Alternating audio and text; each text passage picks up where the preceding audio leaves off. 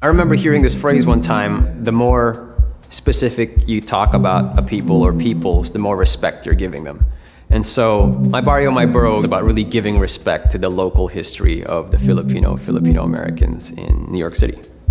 At the center of the project is a community-based oral history project intended to co-create an archive of the Filipino-American experience in Queens.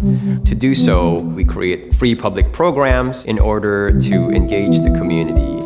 All the workshops were based in Queens and in collaboration with either Queens artists or Filipino-American artists or Queens organizations.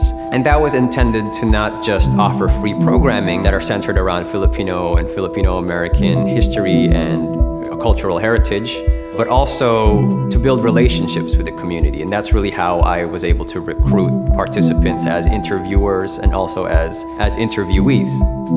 Being part of this project has really helped me develop a deeper relationship with the borough that I live in. I also wanted to see how archives live on and how you relate it to a community that is actually alive, and how do you relate the past to the present.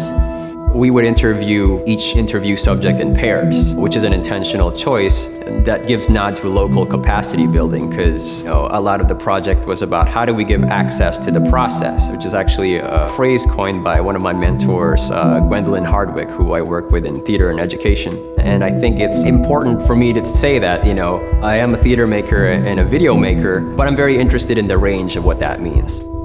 After the community engagement phase, we started taking the oral histories, and Claro actually trained a lot of younger community members in how to ask open questions, how to conduct the interview. For me, it was exciting because it was getting to know my borough in neighborhoods that I had never gone to. Folks are starting to be interested in this idea of creative archiving or democratic history making, right? Everyone's voice counts, everyone's experience counts, creating our own sources, owning our own narratives. And I've heard those in various forms, whether it was in a creative writing workshop or in intergenerational conversations we've had in story circles. The intergenerational elements were very exciting because not only were there different generations interacting, but there were different generations from different parts of Queens, learning about each other's neighborhoods and what games they used to play when they were children, and the sounds and what Queens means to them.